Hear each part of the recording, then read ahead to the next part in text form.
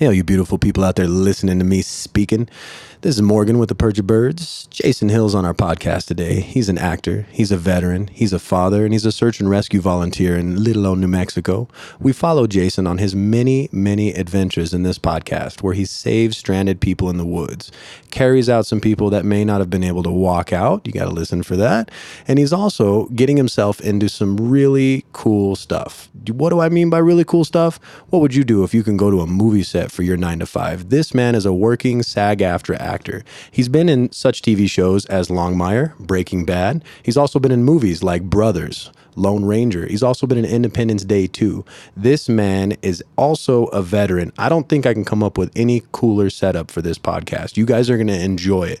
And we also want you to enjoy our new full-length release. It's actually our intro song that you hear every time that a Perch of Birds podcast starts. It's called Ophelia's Morning, featuring Brandon Marlin. You go to SoundCloud, you look up a Perch of Birds. It's the only full-length jam that we got. My boy Marcos, Mr. Spider, put it out for us. And that's our producer. He's the one that's making my voice sounds so silky smooth. And he's the man that's coming at you live through that full-length song. So again, that's SoundCloud, A Perch of Birds. The song's called Ophelia's Morning, Ophelia. If you want to support us, you want to help us get more people on the Perch to talk to them, these people that pursue greatness, please follow us, facebook.com/APOB Media. And if you want to join the murder and get yourself some merch, the first 10 people that give us any sort of support, any sort of love on patreon.com/APOB Media, you will get a shirt. It'll be in your pocket. You're going to put it on and be like, damn, this looks good. Go ahead and listen to us, subscribe to us, and you share us. And we love you. Let's kick this bad boy off right.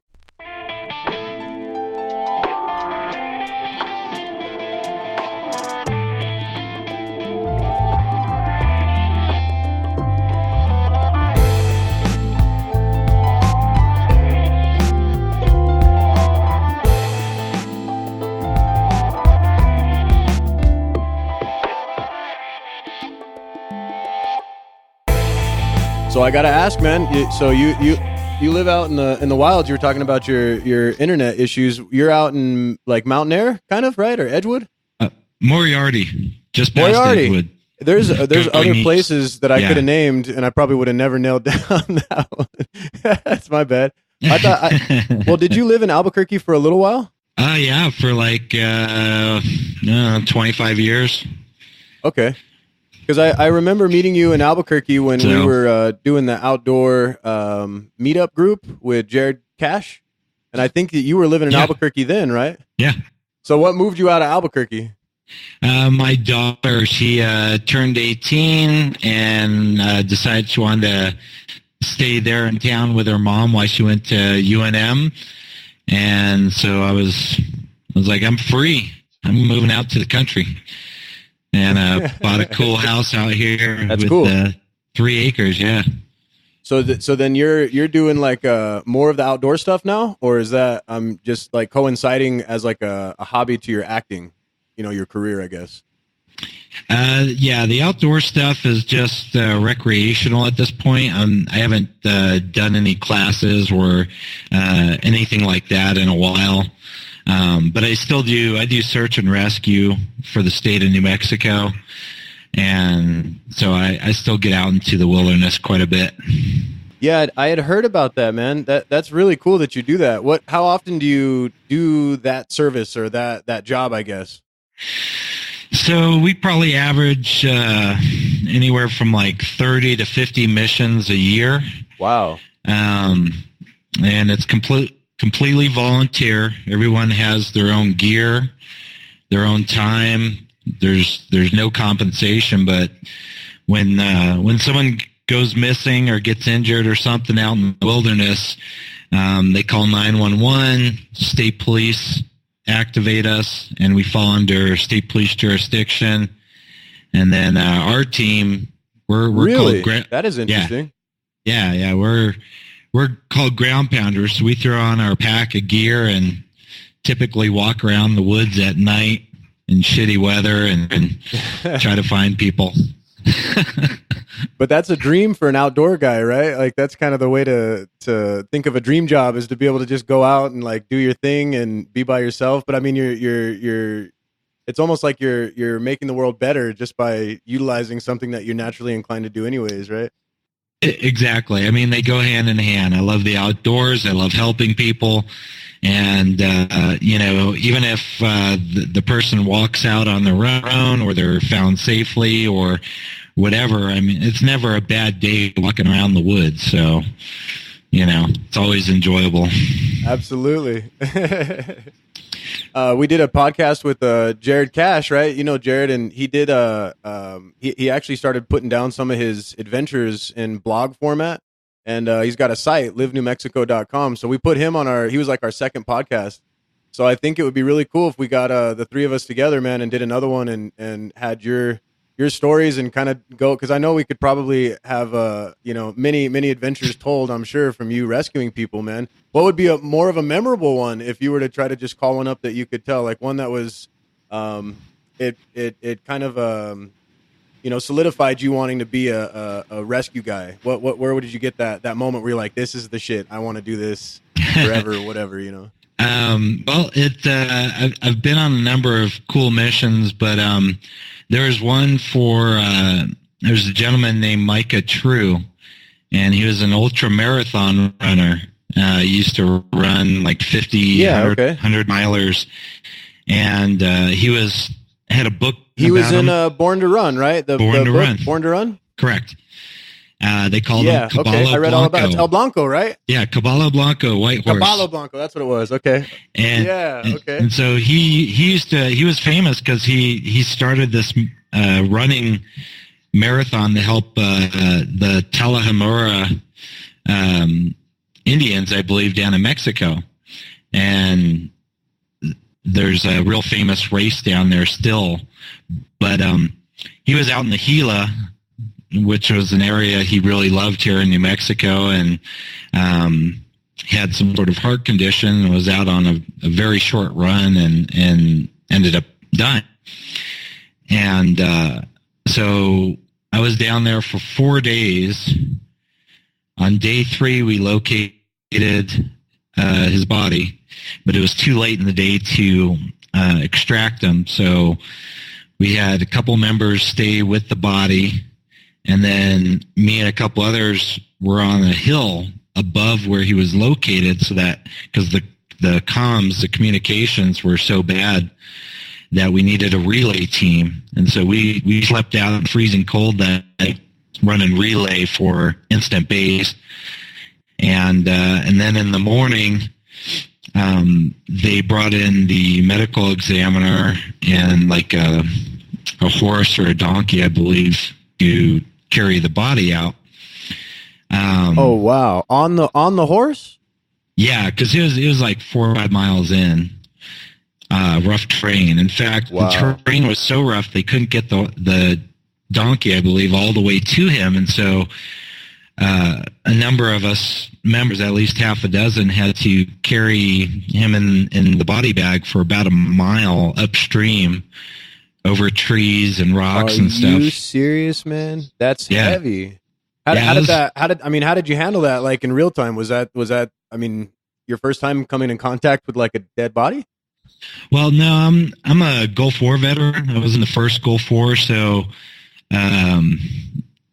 I guess fortunately, unfortunately, I've been around a number of dead bodies, and so shit, man, that's heavy. So you weren't super out of your element in that scenario. No, it's more about getting the job done at that point. I mean, you feel emotions, later on when you get home and you process it, that's when you cry a little bit, let it go. But in that moment, you're just like, okay, he had his girlfriend. Geez, I'm not going to remember her name right now, but her nickname is Mariposa Butterfly. But his agent and his girlfriend were at the trailhead waiting for us to come out, and so when his body was extracted, that there were still teams hiking out, and they still waited until the very last searchers came out of the field to thank them before they left. So that was Holy pretty shit, amazing. man. Yeah, that was really Yeah, cool. for real. And I'm sure that was hard to just be out there Walton. waiting like that.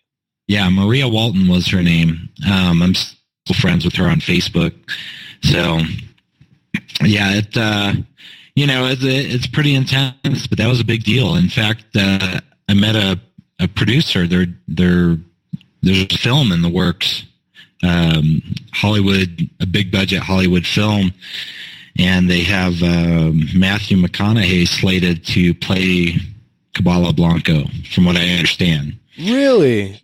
Yeah. No shit, man. That book inspired me to run my ass off. Like, I literally did the next 4 or 5 years running in toe shoes exclusively because of that book. Christopher McDougall wrote McDougall. What's the name of the book? Christopher McDougall, is that what I said? Yeah. And what was the book called? It's Born to Run. I don't know why I couldn't remember it. Born to Run, and talking about the Tarahumara down south, the Copper Canyon Trail runs, talking about how that's one of the few tribes that are still untouched by Western hand, supposedly in one way or another, but they ultimately run in vast amounts of miles as a hobby, as a sport.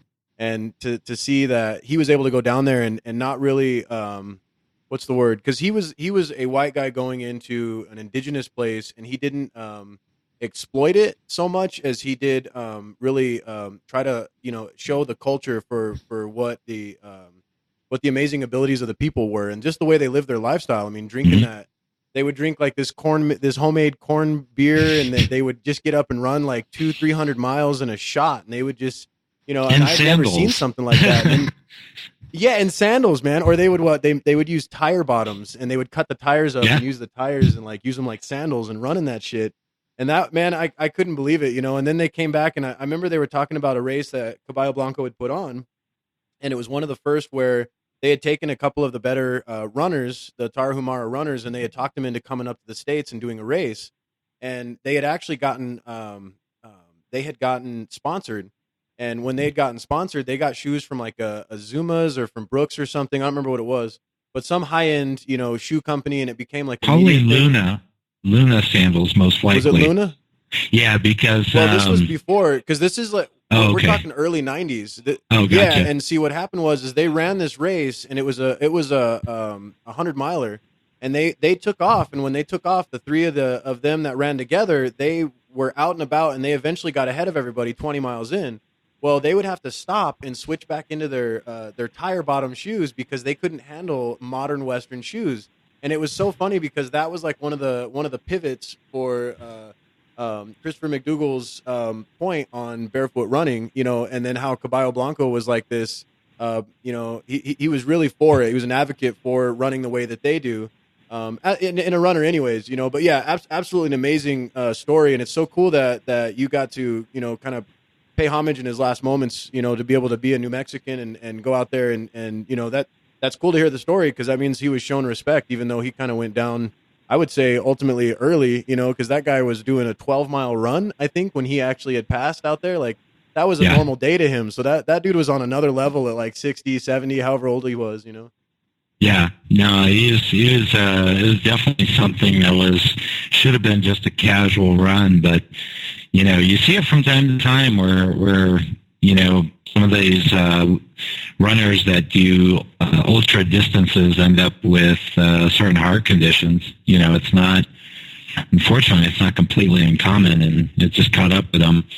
But it's a shame. What was awesome though is, unlike any other search and rescue missions, there was hundreds and hundreds of people, friends, family, supporters that were out looking for him, that were volunteering. Wow. People that came from all over, like as far as Canada, that had run with him in the past, and they flew in on their own dime, and people were camped out in parking lots and, sleeping in their trucks. I didn't and their know cars. that, man. I saw it in the news, but I didn't know it had gotten that big. That's insane. It was huge. We had all kinds of different departments. I think, there was air support, there was horse teams, dog teams, and it was a huge undertaking. We covered a lot of area. Yeah, and I mean, and did it end up being in an obvious area, like one that you guys were like, oh shit, like it was just off the trail, one direction or another, or was he really in a remote area that would have been pretty hard to spot unless you had that sort of response? Yeah, so it was a remote area. It was basically like a stream. There wasn't a trail, and the stream kind of went into this really steep, narrow box canyon. And, it was one of those things where you had to like crisscross across the stream, run on the other side, go over trees and rocks. And it was really treacherous as shit, really rough terrain. And he's out there running, doing a normal daily run. That's insane, man. That guy he's the man. Micah True, man. Rest in peace. So, okay. So that was a few years back, and you've been doing it ever since. I mean, what's a typical call like now? Like somebody just gets lost? Is that more typical than not? Yeah, so here in New Mexico we have the Sandias, and the most popular trail is the La Luz. And what typically happens is people will go sometimes in the late afternoon and think they're going to hike to the crest, and so they'll head up. So many times they're just completely unprepared. They're wearing shorts. They have no rain gear, no cold weather gear, no flashlight, no extra water or food, pretty much nothing. Yeah. They go up with shorts and their cell phone. And then a lot of times what happens, they're like, oh, this looks cool. Let's go off trail and go explore this area over here. And that's a big no-no, right? That's not just a misconception, right? That's like legit. You shouldn't go off trail, right? It's huge because, okay, so a misconception is, the mountains are big. The city is to the west of the mountains, and you can see the city no matter where you're at. It's completely false because the mountain doesn't go straight up. It goes up and down and up and down and up and down, and you have all these little canyons on your way valleys and switchbacks. And you can literally go over a couple different ridges and never ever see the city. And once you go off trail, even for experienced guys like me, I'm good with a map and compass and GPS, and we do lots of training. But without those, you do a 360 spin and you don't know what direction you came from or where you're going. It all looks the same. And so it's it's all very, trees. yeah, it's very easy to lose your direction and get lost. And so, or someone will twist an ankle, fall down a little rock scree or something, bust an arm or leg or something like that. And, but most of them are just unprepared. They go up, the sun sets, it drops about 15, 20 degrees. Now they're cold. They don't have a flashlight. They can't see the trail now to figure out which way to go or, how to get out of there. And then it's really easy to go hypothermic up there because it's already like a 15 to 20 degree difference from where they started on the trail. And then when the sun goes down, take off another 15, 20 degrees. Got nothing keeping you warm. And then if the wind's blowing or it's raining, oh man, you can go hypothermic just like that. So they normally call with little batteries left on their cell phone. And if they do, we're normally good. We can normally triangulate from the towers about where their coordinates are to within 100 yards or so. And and then we have a good idea where they're at on the mountain and hike up and get them, bring them home. So, wow, so that's like a normal day, and then that'll take you most of the night, right? Like that's go out and then come back. And I mean, do you ever just stay out there? How often do you stay out there? So yeah, I mean, depending on how far in they are, it could take an hour or two, a couple hours to get to them, but then the biggest thing is assessing the situation. So, if they're just cold, we carry extra gear. We have enough gear in our packs to keep us alive for 24 hours minimum out in the field. But then we carry extra down jackets, wool gloves, hats, sometimes a small stove with I bet you're a goddamn blessing, man. Some of those guys out there all cold and dark, they're like, oh, you're like Jesus coming over the ridge, you know? It is. You see a couple headlamps, man, if you're lost and cold and scared out on a mountain, and then you see a couple of headlamps, it's got to be a good feeling. And then, we give them some coffee or hot chocolate, warm them up a little bit, throw a jacket and some gloves. Most of the time, if that's all it is, you just sit with them for an hour, let them recover, and then they get their energy back. Now they're pumped. They're ready to go back hike back out. Sure. They're like, you guys can go. No, we got it from here. If they're injured, then it's a whole different animal, because we have a sked. It's like a basket that has a big all-terrain wheel that mounts underneath it. Yeah, no and you have 3 people on either side, keep it balanced. And then you have people on the front and back on the lead rope and the end rope. So as you're going downhill, you have people on the back holding the tension so that it doesn't get away from you. As you hit hill, you have the lead rope pulling, to help assist. Yeah, going back up or whatever. And on those narrow trails, sometimes you got 3 people on either side of this basket. It can get a little treacherous. So sometimes it's really slow going, and you could take 2, 3, 4, or 5 hours to get somebody out, depending on how deep they are and how bad the trail is. Like if they had I'm sure that's a workout too, right? Like having to buck somebody's weight all day like that. It is a workout. It's surprising because you think, oh, the basket's on a wheel. All you got to do is keep it upright, but you're constantly fighting gravity and stuff. And so it's a really good arm. And it's a fucking mountain. And so we rotate positions, because when your right arm gets tired, then you move over to the other side of the basket and use your left for a while. And then we rotate out and we'll put someone on the line, and put someone else on the basket. And it's a teamwork effort. Huge. Sure. So I got my co-host here, Fox, Mr. Emilio, but we just ran out of microphone space. That's what we were trying to work on. But he had a question. Animal encounters, like in doing this, would you guys have somebody that's kind of on lookout, and like, are you guys armed while you're out there? I mean, do you ever have that as an issue?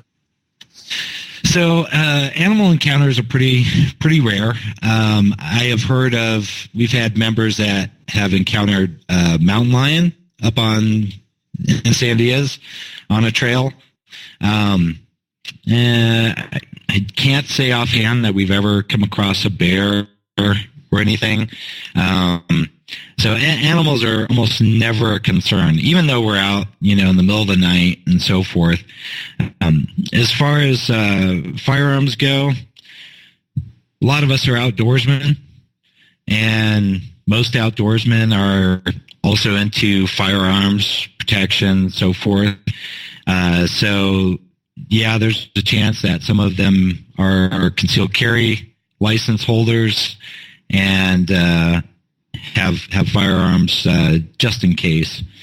So oh yeah, that's always always the way to see it, is just in case, man.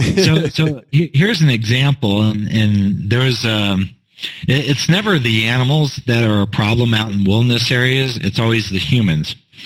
And the reason why is because sometimes you have hunters that'll go out, maybe they get lost or injured, right? But they're out in areas that are really remote.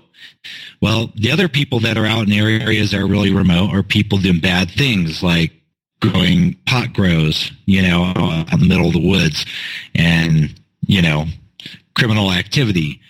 And you come across that, and there was a search and rescue team in another state that was shot at, because they stumbled across somebody's production, and they don't care. They don't care who you are, what you're doing,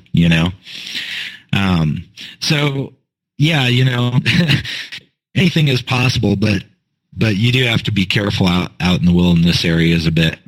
So not so much like on loose. And that's a facet I wouldn't even take into consideration. But in some of the other more remote areas of the state, and we end up going all over, it is sometimes a concern. You're definitely paying attention while you're out there. Sure. And then with the search and rescue stuff, and you're doing it as often as you are, when you get out, do you feel like you network more, with people that are in that same mindset in New Mexico? Or are there a lot of guys doing what you're doing, like the team that you have and people kind of connected to it since it's volunteer?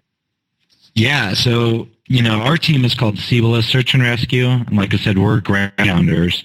Then you have one of the elite teams is Albuquerque Mountain Rescue, and they do low and high angle rescues. So they're the guys that if someone fell down a cliff, they're the ones that hook up all these crazy ropes, rappel over the cliff, with a basket or a harness, assess them, fix them, put them into a harness, and hoist them back up the mountain. It's like very technical, it's like very Rock, detailed. It's like The Rock, and what was that? What was that movie that he did where he's a rescue guy? What was that movie that he did? He just did it recently. San Andreas. San Andreas. I was gonna say San Jose. I was like, that's not right. Yeah. It's one of the Sands. But he's hanging in the basket and shit. Yeah, that was awesome. Yeah. Man. Yeah, it's intense. They do a lot of training, and we work side by side with them. But there's teams literally all over the state, and that's just ground teams. And then you have horse teams, dog teams, ATV teams, which I just bought an ATV, so I'm hoping to go out on some of those missions now as well, where you have to cover more ground. And an ATV is better to get out deeper into some of the areas and search. So that should add a little element of fun and enjoyment, but practicality as well. Yeah, absolutely. And then it's like another patch to your jacket, right? Isn't that like I'm sure you guys get patches or something, right? You've got to. No. I mean, we have a team patch, but we don't get into patches or anything like that. Like, I did that in the Boy Scouts. I had pretty much all patches, I think, when I was a Boy Scout. But Jason, why you gotta take it there, man? It's not Boy Scouts. It's cool still to have patches on your jacket, man. There are some members that do take it to the extreme, and they put on as many patches as they can find that are applicable. So, sure. We got matching tattoos. Yeah. Oh. More power to them. It's awesome. Yeah. So what is what's the tie-in with acting? So we've got Jason Hill, the outdoorsman. We've got the rescue, New Mexico operations side of the house. And then where did you start acting? I saw all the way back to Xena Warrior Princess, man, on your IMDb. I mean, Breaking Bad. I've seen you in what were you in? Brothers, Independence Day, all kinds of stuff, man. So talk to me. Where was the pivot to that? At what Lone point Ranger, Longmire, In Plain Sight, Preacher. I've done all kinds of stuff. So yeah, about 12 years ago, I was a single dad at the time, in between jobs. But he said, "Hey, you could go be an extra on film. Make a little bit of money. They feed you, and it's pretty consistent work." And I said, "Cool." So, I went out for this film called Taming the Wild West. It was the history of Jedediah Smith, who actually found the South Pass through the Rockies over to California and the coast. And it was a History Channel movie. And I was an extra on that, and we were frontiersmen, and we were doing scenes where we were like running through the woods with black powder rifles and had to actually reload them. Not with really? A shot, but we had real black powder and cotton swabs, that you put down in there and really fire them. And that's cool. And then we did some scenes on the Rio Grande, like on one of the sandbars where we had a big fight with Native American tribe, and it was just so much fun, and I loved it. So then I went from that movie. The next one was Steven Spielberg's Into the West, which was a 6-part miniseries, won a number of Emmys, and it's Steven Spielberg, man. I'm sure that was a dream come true just to be in like speaking range to that guy, man. Well, and the story gets better. So I was a soldier for like a month, and I'm a friendly guy. I chat with people, and I had met this dude on set and we were talking and I had no idea who he was. But one day he comes up and says, "Hey, do you want a speaking part?" I'm like, "Yeah, what the fuck do you mean a speaking part?" And he's like, Yeah. "Well, I'm the assistant director." And I had no idea. Oh, man. And he's like, so he gets on his radio and they call this van. This van picks me up, takes me back to my private trailer. I'm doing my hair, makeup with the stars of the show. People bringing me coffee and shit. And I was like, I like this, Of course. And so on top of that, there was another gentleman who was doing extra work. He was like in his 60s. And we got to be close friends. We sat with each other and talked every day. And he saw what happened. And he tells me, he said, next week when we have a day off or whatever, he's like, "I want you to come by my office because I own Applause Talent Agency and I want to sign you."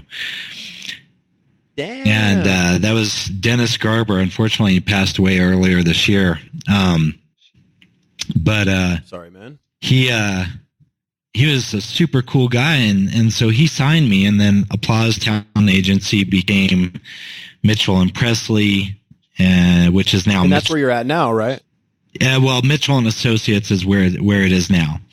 That's the name of the talent agency, and so yes, I've been with them for like 12 years, and I think I joined the Screen Actors Guild like within a year or two after that. Kudos, man.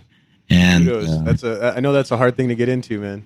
Well, is at one point you have to make a decision to quit doing extra work and to take it serious and do speaking parts. So I went to acting classes and I went to improv classes, and I told my agent, I said, "Submit me just for speaking roles."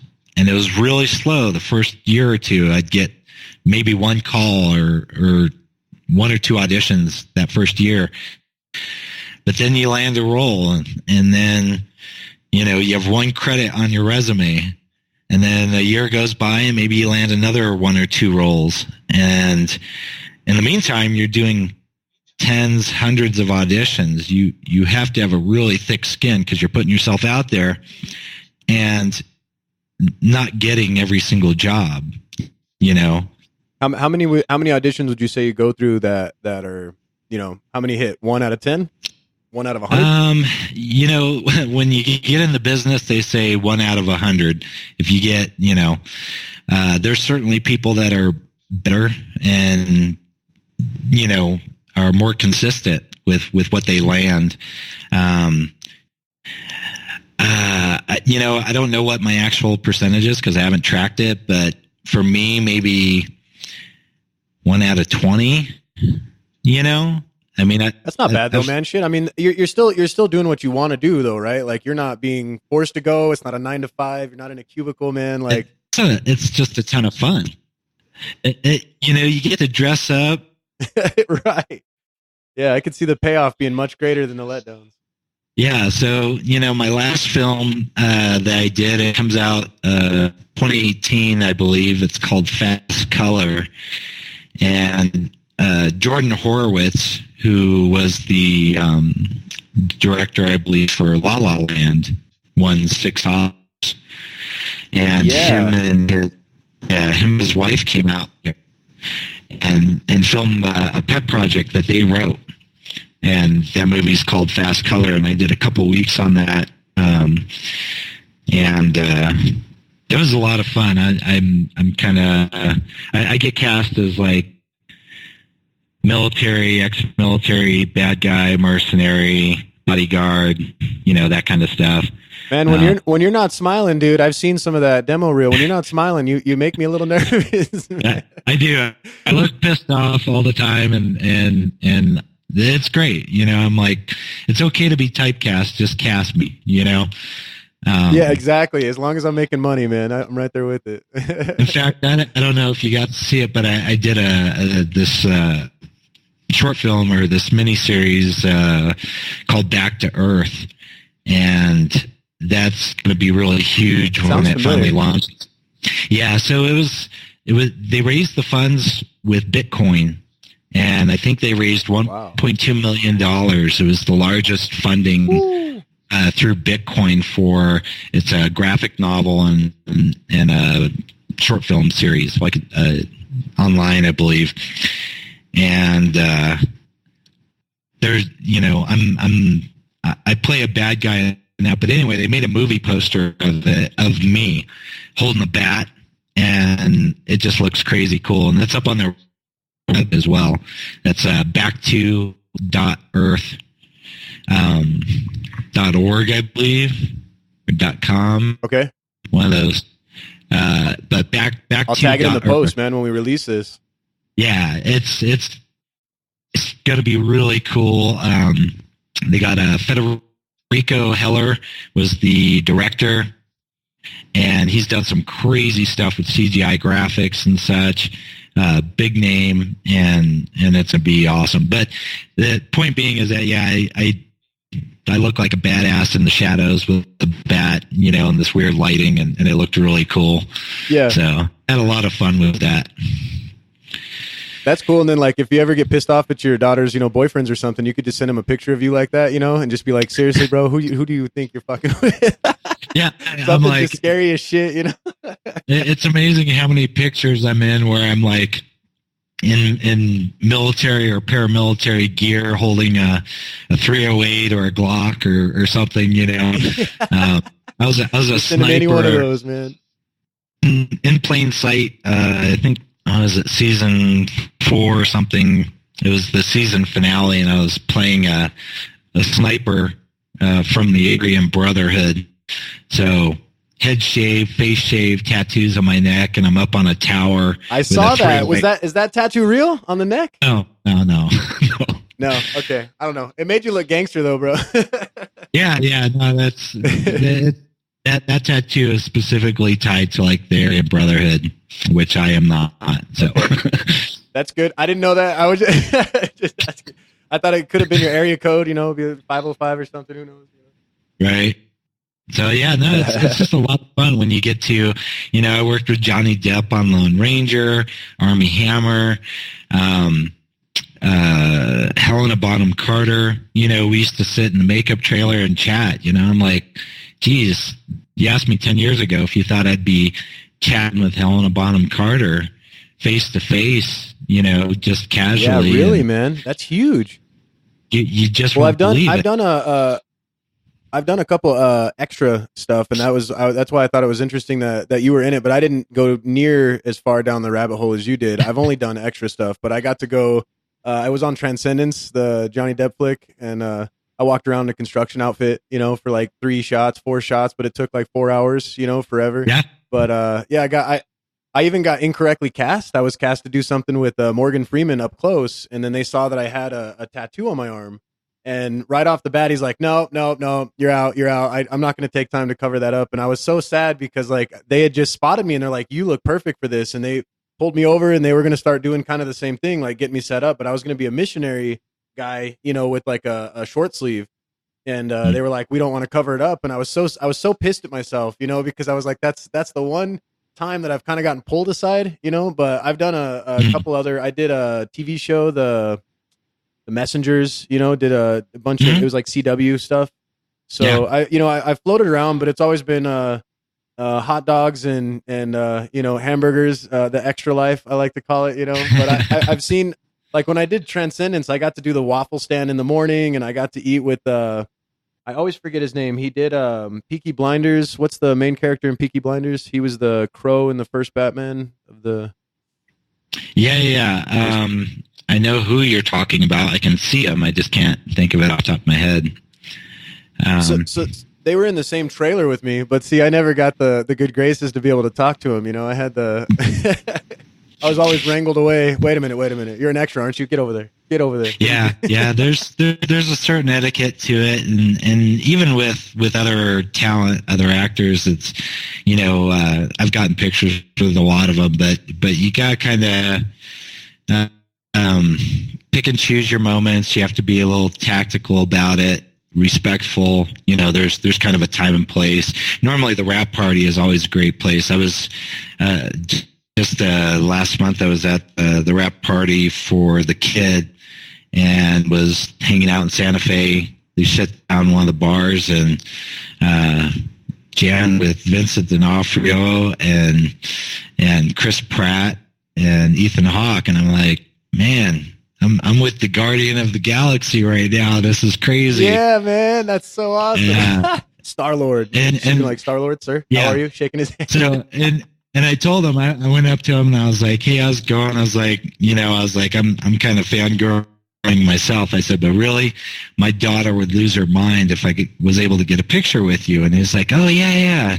And so he takes a picture and he's like, make sure and tell her I said hi or whatever. And so I text her this picture of me and Chris Pratt, and I said, Chris said to say goodnight or something like that. And yeah, she lost it, and then she was bragging to all her friends. My daughter's turning 11, man, and she would have lost her damn mind if I would have sent her something like that. Yeah, so that's amazing.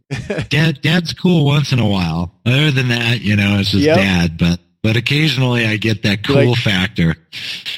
So right, you're like, I'm at work right now, honey. Yeah. So, that's but awesome. It's well, that's cool that you jumped that bridge, man. It's attrition, it's the time I've put in. It's been like 12 years. So, you just slowly keep building and adding on to that resume. You keep going to auditions no matter what, no matter how many no's you get or how long it's been. And then, sometimes you just land them roles back to back and it's just a blast, Pursuing greatness, bro. That's why I wanted to bring you on, man. I like how you think. And then, when I was doing a big one for me was Independence Day Resurgence, because I got to work with Jeff Goldblum. I met Oh man, is he a nice guy in person? He is just as awesome and kooky as you think he is. Like he kind of has that kooky personality. If you ever watch him, that's how he really is. Like all the time. It's not. I mean, he's just so awesome. But I did a scene with him and William Fichtner, who's also been in Batman and about 1 million other movies. Armageddon, another one of my favorite movies. So I knew exactly who he was, and man, he likes to mess with you. William Fichtner kept trying. He kept changing the lines to try to mess me up when we were filming. He was having a blast. But I'm really good. Well, I think I'm really good at improv. It just seems to come naturally, and so he was throwing some weird stuff at me, and I was just rolling with it, and he couldn't believe it. It was pretty fun.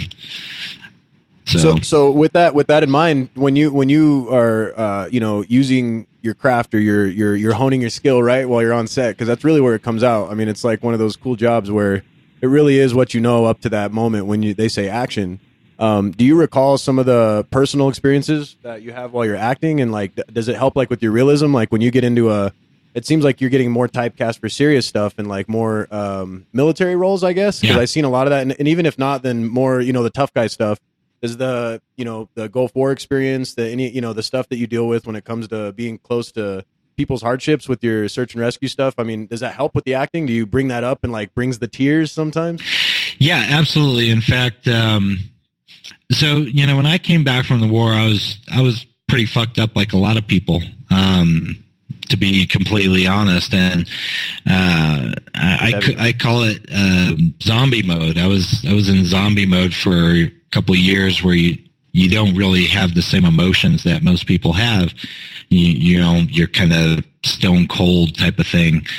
And the acting actually was great because it allowed me to, when you're acting, you can get angry, you can cry, you can show all this emotion, and it's okay, as opposed to in your day-to-day life. And so it's like, well, especially being in the military, I'm sure, right? Like that's not something that's super, pushed to the front. Like show your emotions while you're on the battlefield, right? Correct. And so it really helped me to deal with a lot of the stuff that I was kind of holding back, And so I got cast in the movie Brothers. Natalie Portman, Jake Gyllenhaal, and Tobey Maguire. Really hardcore Saw the scene. Military movie. And so I was a military captain, a Marine captain. And I'm there with the chaplain, and we show up at her house, tell her that her husband, Tobey Maguire's been killed in Iraq. And so when my brother was 23, he hung himself, and he was in the military. Damn, man, I'm sorry about that. Yeah, but the same thing. You have two military people, typically a chaplain and another officer, will go to the house to alert the family. And although I wasn't personally there when it happened for my brother because of his status in the military when he died. And so when I was doing that scene, in the movie, it's the first time as that a person delivering the news to Natalie Portman. And so I go and she answers the door. I'm starting to tell her, but I actually get choked up. This was the direction from the director. You're getting choked up trying to deliver the news. And she started crying and I start crying. And so all day, I can't remember how many takes we did, but all the time me and Natalie Portman stared at each other and cried. And, wow. and in the end, they cut all of my crying out because, of course, she's the star, and I get it. That's how movies are edited. But I did. I did actually cry. I thought, oh, this is going to be great for my reel. Get some footage of me being super emotional. The proof of it anywhere. But it was crazy. and to her credit, oh my God, she can pop tears on command whenever she wants. She is an awesome actress. But we fed off each other with that emotion. It was a very emotional scene. Everyone was quiet. It was, and it takes a lot out of you to do that.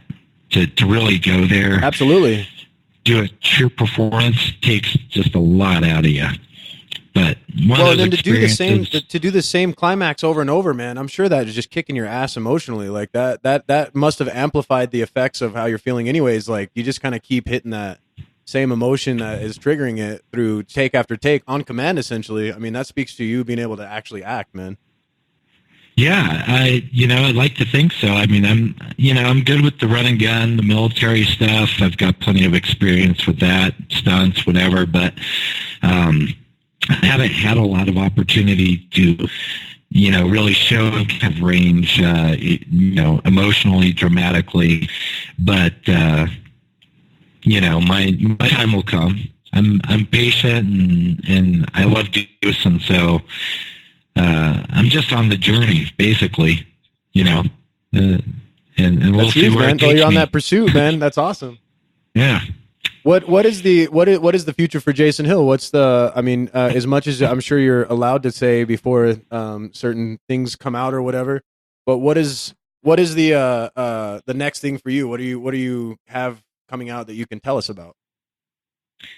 So Fast Color I filmed, and that one comes out, I believe, in 2018. So definitely look for that one. Back to Earth is the other one that is, they're still in the editing process. They do have a website, like I said, back2.earth. They have a Facebook page as well. And you can get updates on how things are going. In fact, I'm excited because that movie poster I was telling you about, they sell that in their store. So I can't wait to buy my own poster. So can I find that and use that for the release post for this podcast? Can I put that on there? Back2.earth? Yeah. Just the poster with you on it, just to show that you're okay. Yeah, absolutely. Yeah, anything that's already been released to the public is fair game. So I'm not releasing any information that hasn't already been released, so to speak. Sure. Okay. Because it's already out there, yeah, it can totally be reused. The other thing that I've got going on, me and a buddy wrote a short film called Mankind. And we're going to be, we just filmed a scene from it last week, and we're going to be launching a Kickstarter probably the first week in January. And it's going to be a SAG-AFTRA, ultra low budget production, but we had a producer break down, the entire cost to do a legit SAG-AFTRA project. And wow, to be able to actually pursue funding for it then, right? Yeah, our budget looks like we're around 16,000, and that's healthy, man. That's not bad for your first shot at it, right? Yeah, it's a short film. It'll be like 10 or 12 minutes, but it's it's just a cool kind of concept, I think, that's gonna blow people away. Kind of. I mean, it's based in religion. It's got a religious context to it, but with a twist that anytime we've mentioned it, people are just like, "Wow, I've never heard that before," And yeah. I'm contemplating. It's like I'd love to tell you more of the details, but here's the tagline for the short film: "What if heaven is real? What if heaven exists? What if God is real? What if the Bible is true, but it was not written for us?" Oh, damn, man. That's cool. I like the way that sounds. You have intrigued me, and hopefully my audience. No, it's really cool. And we have a Facebook presence, we have a Twitter page, we have a website. What is it? Mankind, cite it. mankindthefilm.com. Sweet. Okay. We'll put that in the post, man. I like to at least get you some love from the podcast and try to get this out there to help, maybe get some attention to your Kickstarter. Yeah, absolutely. If you follow Mankind Productions on Facebook, then we'll be that's where we're posting pictures from set, things that we're doing, little teasers, and then as soon as we have the Kickstarter ready to launch, we'll be posting it there as well. It's one of those things where we kind of think it. So you have like the religious community, that's like, this is the Bible and this is how things went. Then you have kind of the scientific community that then normally going head to head. And the way our film is, it's either going to excite or piss off one or both these groups, and it's going to cause a lot of talking. Okay. No, and I like the fact that you're open like that, man. That speaks highly to your thought process. I mean, are you religious at heart? Like, what? I mean, are you willing to say which direction you go personally? So my parents were Bible thumper Christians, and I was raised in a Christian family, and probably went to church 2 or 3 days a week up until I was about 15. And as an adult, I kind of read more into it and came to my own conclusions on religion. And so let me preface it by saying I like to think that there is definitely some sort of higher power out there. Okay, that just to think that a divine power, something. I don't know how I define it. That Bible, there's something. Now, as far as the actual Bible goes, I have a number of problems with it because I've studied enough to know that for just about everything that the Bible says, there's another passage somewhere else that contradicts it.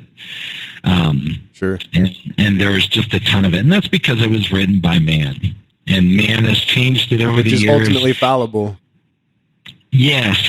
And our short film kind of approaches that. It the whole idea of man changing the Bible to suit their needs is kind of a key factor in this.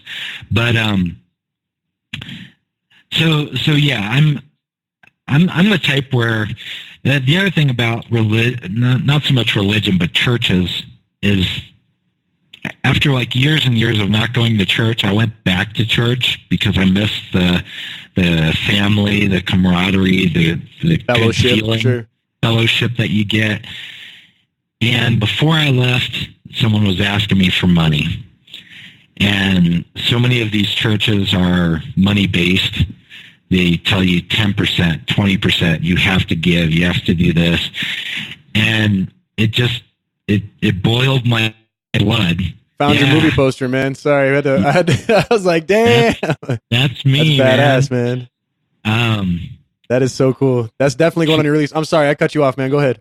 Yeah, no worries. So anyway, just the fact that so many of them, to me, you have these preachers in these mega mansions, making millions, and it just seems again to contradict what if you follow the Bible, what Jesus would have wanted from his disciples. It was more about give up all your possessions and teach my word.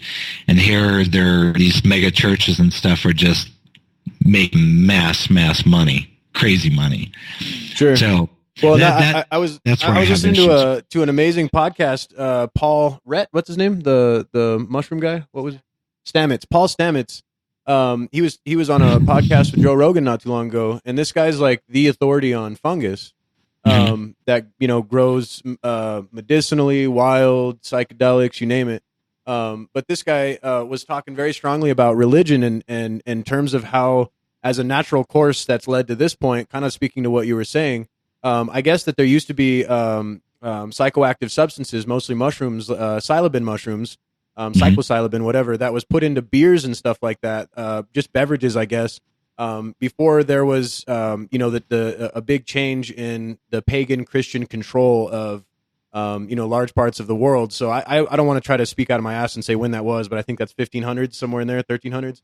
But in doing that, they threw out a lot of things that would allow, the way he put it was interesting to me because I feel strongly about this myself, was it took away the ability for people to have a gateway directly to God, by kind of entering this self-prescribed, this thing where you put yourself in check, with something like that, where you are putting that same scrutiny on yourself that you expect when you go to apologize to some sort of divine power. So the churches ultimately weaned things like that out, as well as women in the Bible, women in churches, many things, that went out the door, like you're saying. And now you have those churches that have now taken that place and say, you need us to make that gateway to God. We need to be the middleman between. And like you said, you have that gave rise to eventually now, can you please put some money in our mega church tithing hat? And it's just like, to me, it's the biggest sham in the world. And like you said, I believe there's a difference between religion and God, or church and God. And I think that's huge that you're addressing that, man. That's a deep subject for 16 minutes, man. And that's cool. Or 12 minutes, however long that film's going to be. My take on it is, for me, live a good life. I'm a good person. I've never been arrested. I try to follow most of the rules, and you be good to people. You help people. I volunteer. Right. It's common sense. Absolutely. Me and my daughter for the past few years have gone out on Thanksgiving and handed out food and clothes for homeless people, like actual actions, not just saying stuff, but actually doing stuff, living a good life, and when you help other people and you do good things, well, I like to think that good stuff is waiting for me because I try to be a good person, and none of us are perfect, but there are people out there that will go to church, they'll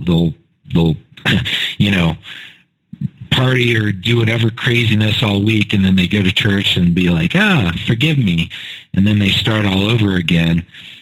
But some of them are just, they're selfish. It's about me, they're like me. They're not doing anything for their community. They're not doing anything for others. Right. And to me, I feel like some of them game the system that they say they believe in. Yeah. Correct. To me, it's a hypocrisy, and I just have issues with that, And so, Me, I just try to be a good person. Life. That's what I'd like to see more people do. Well, it's obvious, man. Speaking to that, I mean, you've done nothing but give to your country. You give to other people when you do search and rescue, man. And then, I mean, really, you give to people's, I think the more positive side of things is the fact that we have the entertainment industry that we do in the U.S. Like it really is like there can be a lot of bad that comes of it, but I think it's good that it's just a positive thing, acting as a whole, because you have so much influence, you know what I mean? And the things that you take on, like even the side project, you're going to stimulate people around you, you know what I mean? And it's all positive vibes, Exactly. really, at the end of the day, because you're trying to get people to think. You're not really trying to prove that, oh, please become Republican or Democrat or Christian or Muslim. It's at the end of the day, you're really just saying, please think about it. I'm not telling you to do it, but that's the art of acting, I think. I absolutely kudos to you, man. Thanks. I think that's going to be huge. I'm looking forward to that project. Oh too. yeah, it's going to be cool. And what? So, is it a serious movie, like or a comedy? no, ours is the short film that we're doing is a drama. It's a drama. Okay, my bad. I didn't know if we'd said that. Yeah, no, it's a drama, and it's you hit on it. It's to get people thinking and talking. Basically, it's just another way of viewing something that, like, piss off some people. When you get down to the core of what we're trying to put out as a message in this short film, the bottom line is to get people thinking and talking about the possibilities, and a lot of what comes in play is human nature. Are we inherently good? Are we inherently evil?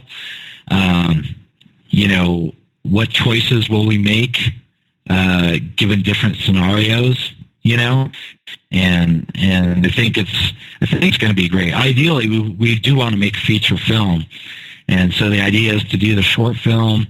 Hopefully, it'll be good enough. We can send it to some film festivals, drum up some interest from different groups that want to back it. Because here's the thing: you get a church or a scientific group that likes our concept, they have the money to fund it instantly. I mean, Sure. Like you said, they have multi-millions. So, that's what we're hoping with the short film, is that this is really a catalyst to make the feature film.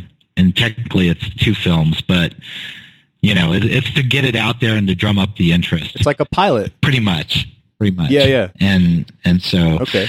Well, I like that entrepreneurial spirit, man. Are you guys planning on trying to start like a production company, like a studio kind of a thing? Is that like something you see on the horizon? Well, we have a company. It's called Mankind Productions, LLC. Okay. And we're doing everything legit, above board. So we have a real production company. It'll be a real SAG-AFTRA production. Just everything's above board, and it's just the way I am. I don't like doing anything unless it's the right way. So, yep. If you're on Facebook.com, just type in Mankind Productions, all as one word, no spaces. And should come up with a picture of what looks like a human with an angel standing behind him and a Bible lying in the dirt. Well, we're trying to line up each one of these that you've brought up. We're trying to note them down over here. The nice thing is with technology, I can send it to you, and you'll have it in about 2 seconds. Oh yeah, no, I got you. Well, I like to kind of see what we're talking about. I was hoping we could meet in person, man. I think the next time, if you're willing, we can meet up, man, and we'll do this. We'll do this a little tighter with some better gear, because I know my internet's coming in and out as well, so I'm sure it's been a little challenging on your side at certain points. Yeah, a little bit. Unfortunately, living out in the country, like I do, where it's nice and quiet and peaceful, internet is a little bit more inconsistent than it would be with like a major cable company in town. So, oh yeah, I had a mom and pop set up when I lived down south of Berlin, and it was just a point-to-point little dish from the local cell tower, and it was a mom and pop shop, and I paid them $1 bajillion, but I could do what you're doing. You know what I mean? Just barely, but I could get it done. Yeah, Netflix when you need to, the whole bit. Yeah, so. that's exactly it. That's exactly go to the tower over at the over at the airport. Most of the time it runs really well, but it is what it is. So, but I'd love to get together and yeah, it's, just something, we can plan a little bit more in advance. And it's just with the holidays, I've got so much going on. I've got like 2 other parties that I have to hit this afternoon, and I've been running around. So good stuff. Hey, you're a working man, dude. Well, yeah. I gotta say, I think this was one of the best ones we've done, man. Like I've never actually interviewed a working SAG actor before, so I feel like this is something I would love to do again, and maybe tell some more stories. I'm sure you've got more than we could fit into an hour. Oh, for sure. So I think what we'll do, man, is we're gonna reach out to you from our page. It's a Perch of Birds media. Mm-hmm. Perch of Birds. We're trying to create a digital media group essentially, and slowly try to work our way into production stuff. So I'd love to, get together and do something in the future where maybe we can even do like a video podcast. Oh yeah, I think we found it. Is this it right here? Yes, that's it. Yeah. Okay, sweet. I'm loving it, man. Yeah. Well, we'll and I got your link too, and we'll hook everything up, and then we'll like you as our page, man. And then the next time that you you got something coming up, or even with the movie that you're planning on trying to fund, man, just let me know when you want to do it, and we'll get together and we'll do a good little promo for it. Fantastic. Really appreciate it for sure. All right, Jason. Well, thanks for coming on to a Perch of Birds podcast, man, and we'll definitely talk to you another time, and hopefully you'll be 16,000 richer to be able to put on that movie. I'm looking forward to it, man. Thanks again, man. Really appreciate it, guys. Take care.